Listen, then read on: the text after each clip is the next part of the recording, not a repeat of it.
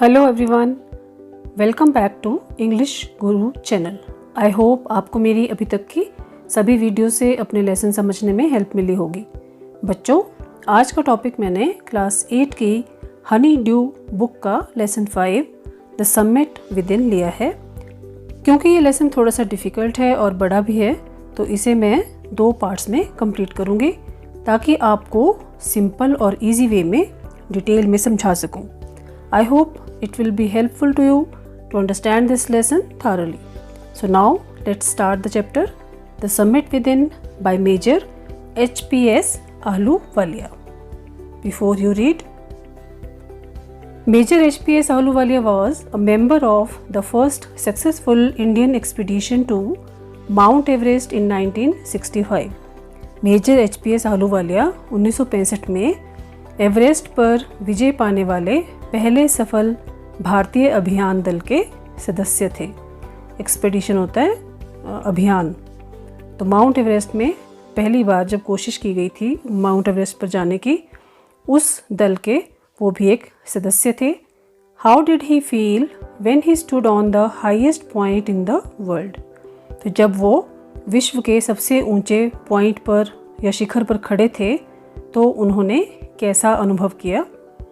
Let us hear his story in his words, climbing the summit and then the more difficult task of climbing the summit within. तो आइए उनकी कहानी उन्हीं के शब्दों में सुनते हैं।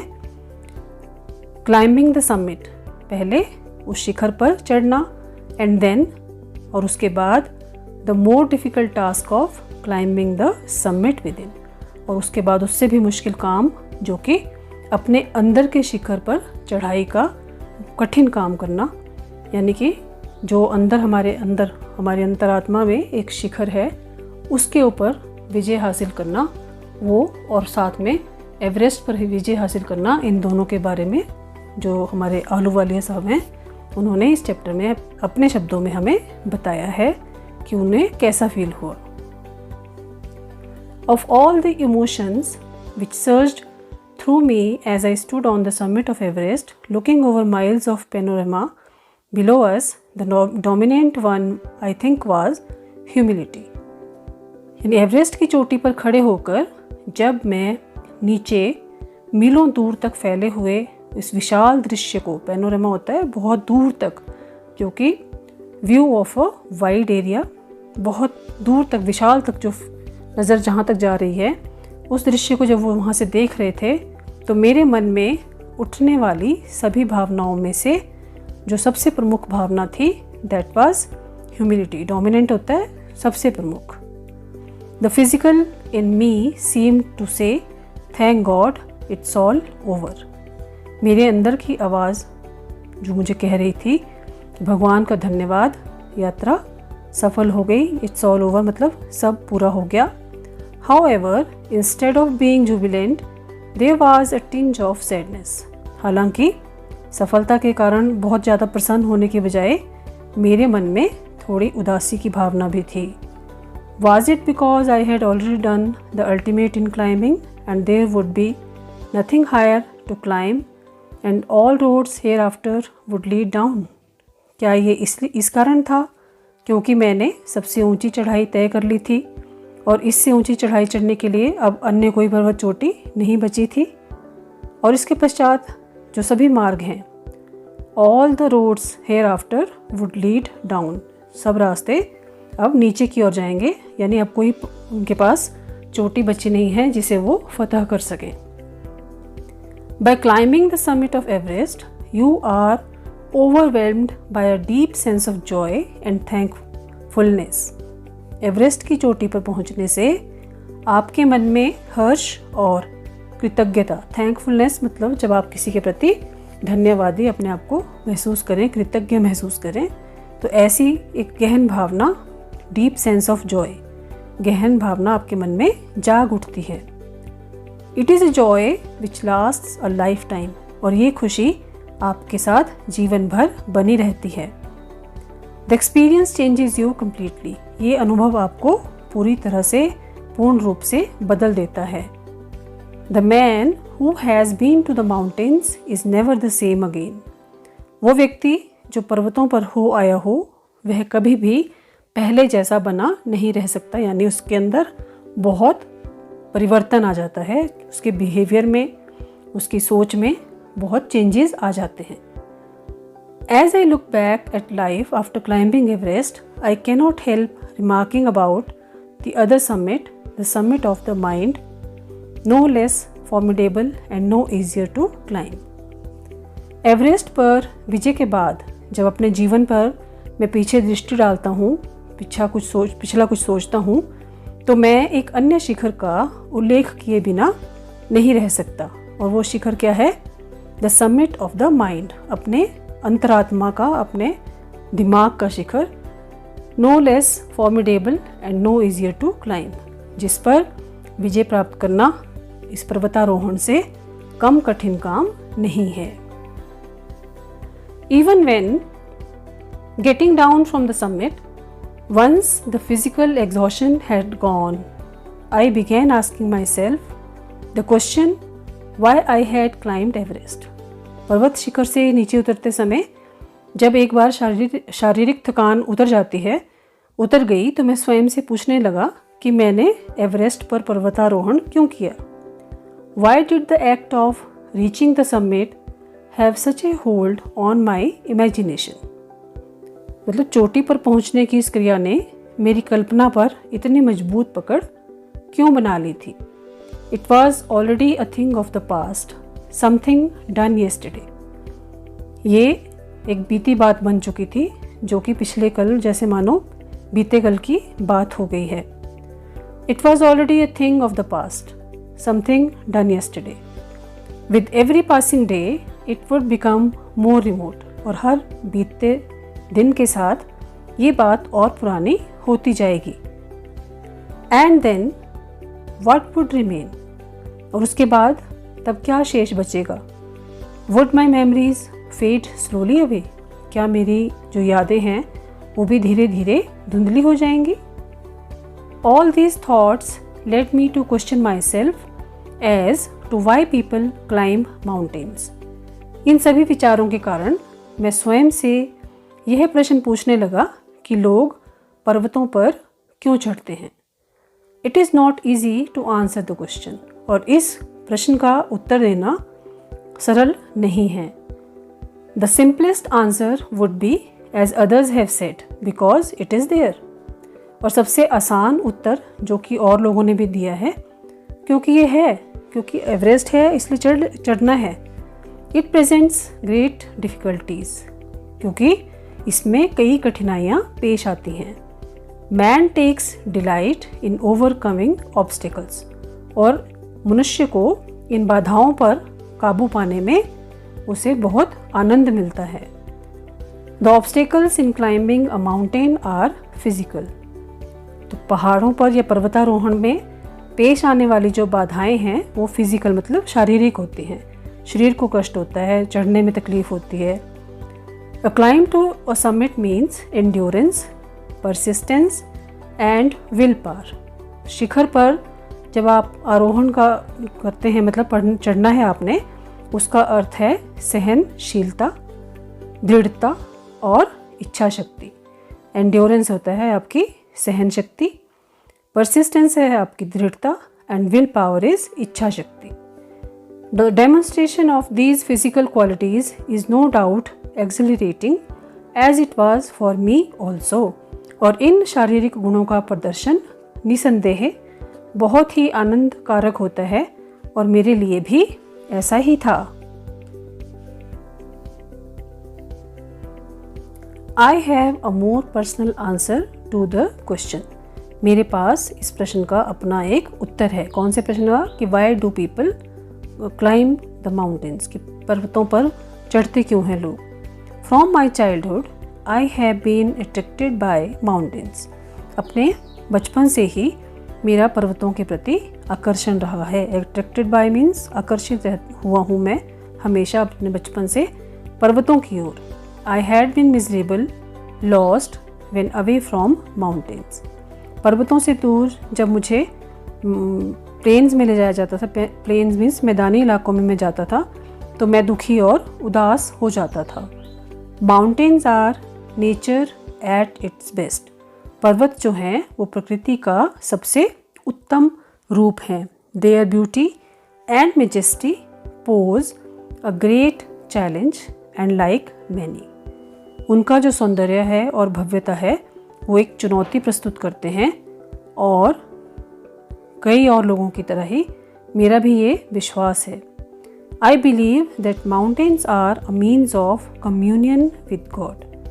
और कई अन्य लोगों की तरह मैं भी ये मानता हूँ कि पर्वत जो हैं वो भगवान से निकट संबंध बनाने का एक साधन है। Communion means state of feeling of close relationship with God. ये है इसका यहाँ पे मीनिंग दिया हुआ है, communion. Okay, next. Once having granted this the question remains why Everest. और एक बार ये स्वीकार कर लेने के बाद यह प्रश्न बना रहता है कि एवरेस्ट ही क्यों। Because it is the highest, the mightiest and has डिफाइड many previous attempts. क्योंकि ये सबसे ऊंचा, सबसे विशाल है और पिछले कई प्रयासों को विफल कर चुका है, इसलिए। It takes the last ounce of one's energy. ये एक वहाँ पहुँचने पर व्यक्ति की जो ऊर्जा है उसका अंतिम कण भी मान लो छिन जाता है। सारी एनर्जी वहाँ जाकर मतलब वहाँ पहुँचने में ख़त्म हो जाती है। It is a brutal struggle with rock and ice. मतलब चट्टानों और बर्फ़ के साथ ये बहुत ही एक भयानक संघर्ष होता है, अपने आप को जिंदा वहाँ तक पहुँचाना, अपने आप को सेफ रखना। Once taken up it can not be given up half way even when one's life is at stake. और जब एक बार चढ़ाई आरंभ कर दी जाती है तो इसे आधे रास्ते में छोड़ा नहीं जा सकता, चाहे फिर व्यक्ति का जीवन ही दांव पर क्यों ना लगा हो। स्टेक मीन्स दांव पर लगना। The passage back is as difficult as the passage onwards. मतलब आगे जाने का मार्ग जितना कठिन होता है उतना ही कठिन वापस उतरने का भी उतना ही कठिन होता है। And then when the summit is climbed there is the exhilaration, the joy of having done something. और एक बार जब शिखर पर विजय पा लेते हैं तो मन बहुत ही मतलब खुश हो जाता है, गदगद हो जाता है खुशी से, जैसे हमने कोई बहुत बड़ा काम किया हो।